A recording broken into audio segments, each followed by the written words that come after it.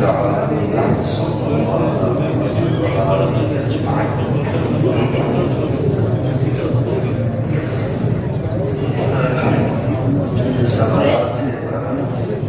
سوالات تو بہت سارے ہیں،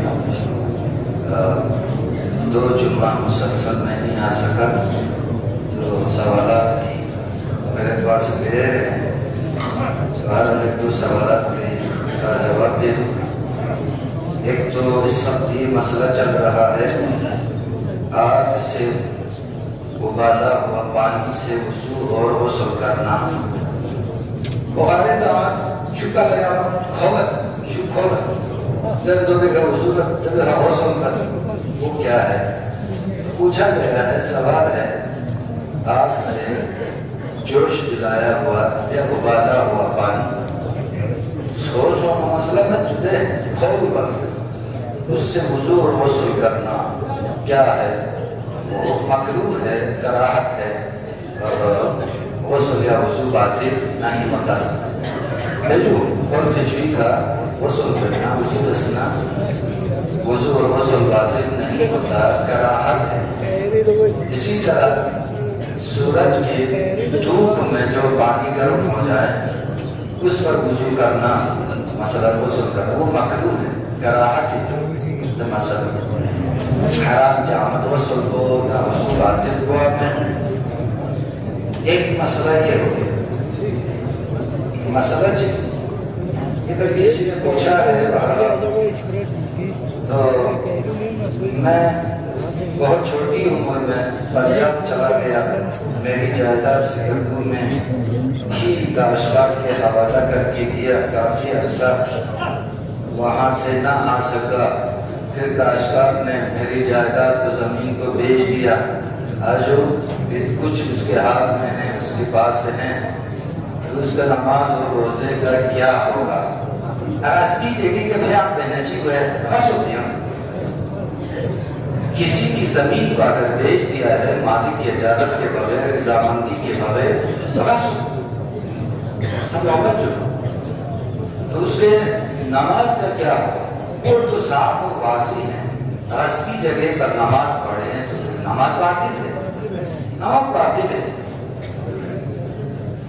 اگر وہ صحیح نمازی ہوتے، روزہ دار ہوتے، مسلمان ہوتے، مومن ہوتے تو کسی کی زمین نہ بیچتے۔ اب اس سے روزہ اور نماز کا کیا مسئلہ ہے؟ وہ مقدس بتانے ہیں بولتے ہیں آپ سے بولتے ہیں جنبی ساتھ جو زدہ مسئلہ ہے۔ باہر شرعی مسئلہ جو بیان کیا ہے تو جو شخص غصبی جگہ پر نماز پڑھے تو اس کی نماز باطل ہے۔ اگرچہ چٹائی، کارپیٹ، جائے نماز، تختہ وہ اپنی ہو، اپنی ملکیت کی ہو، جو چٹائی بچھی ہوئی ہے، جو کارپیٹ بچھایا ہوا ہے، جو مسلح ہے، یا کسی تختے پر آپ نماز پڑھ رہے ہیں، وہ آپ کی ہے، لیکن جو زمین ہے وہ غصبی ہو، نماز باطل ہے، نماز باطل ہے۔ زمین آپ کی ہے، زمین آپ کی ہے، لیکن وہ جو مسلح ہے، جائے نماز، وہ غصبی ہے، نماز پھر بھی باطل ہے۔ سمجھو مت جو سو یدی نا بریدی یہاں مالک ہے، لیکن اس پر جو کارپیٹ بچھایا ہوا ہے وہ غصبی ہے، پھر بھی نماز باطل ہے، فرق نہیں پڑتا۔ تو جائے نماز جو ہے آپ کسی غصبی زمین پر بچھا کے نماز پڑھ لے تب بھی باطل ہے۔ زمین آپ کی اپنی ہے، در آپ کا اپنا ہے، لیکن جو مسلح ہے، کارپیٹ ہے، وہ غصبی ہے، تب بھی نماز باطل ہے۔ یہ شریف مسئلہ ہے۔ تو لہذا یہ اس کے عبادات کیا ہوں گی؟ عبادات یہ ہے جو مسئلہ بیان کیا، لیکن کسی غصبی چھت کے نیچے نماز پڑھ لے یا کسی ٹینٹ یا خیمے کے نیچے نماز پڑھ لے تو نماز باطل نہیں۔ چھت اوپر ہے، غصبی ہے، لیکن تہ جو ہے وہ آپ کی اپنی ہے، غصبی نہیں ہے، تو پھر وہ جو غصبی چھت ہے اس کی وجہ سے آپ کی نماز باطل نہیں ہوتی۔ پھر صرف غصبی کسی کی جائیداد پر غصب کرنے کی بات کیوں کرتے ہو؟ جس مال سے، جس پیسے سے جس پر خمس واجب ہو چکا ہو اور خمس نہ نکالے، اس سے گھر بنائیں، فلیٹ بنائیں، بنگلے بنائیں، پھر اس پر نماز پڑھ لیں، پھر بھی باطل ہے غصب۔ شیئیت اللہ سو پکچر آج سو سے کامچر غصب تھوڑا دیکھنا۔ کتنے لوگ ہیں جو غصبی کے مال پر، جو این روپیے پر، پیسے پر جو ہے خمس تعلق ہو چکا ہے، لیکن خمس ادا نہیں کرتے، پھر اس سے گھر بناتے ہیں، پھر بس نماز پڑھتے ہیں، تسبیح پڑھتے ہیں، یقیناً غصب غلط خصوصی آمدتے۔ یہ آپ دیکھیں، جائیں آیت اللہ خامنئی کے آپ توصیف اٹھا کے دیکھیں، وہاں پہ بالکل صاف اور واضح طور پہ یہ بیان فرمایا ہے، وہ مال جس پر خمس ادا نہ کیا ہو اس پر جو ہے گھر بنائیں اور اس گھر میں نماز پڑھیں، یقیناً وہی غصب۔ اس سے پہلے جو جماعت میں نے احادیث بیان کی، جو خمس ادا نہ کرنے کے مضر اثرات کیا ہیں، خمس ادا کرنے کے جو اچھے نتائج ہیں وہ کیا ہیں، وہ احادیث کی روشنی میں بیان کر چکا تھا، تو لہٰذا یہ ایک مسئلہ ہو گیا۔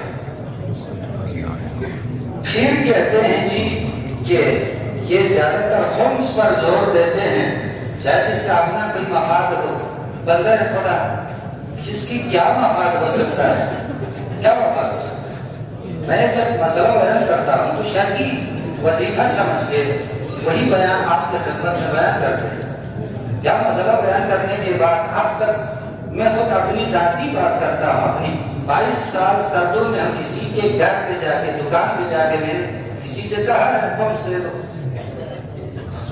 لیکن مائی دلال کھڑے ہو کے بتائیں اس نے مجھ سے خمس طلب کیا تھا، کیوں کرنا خمس طلب آپ سے؟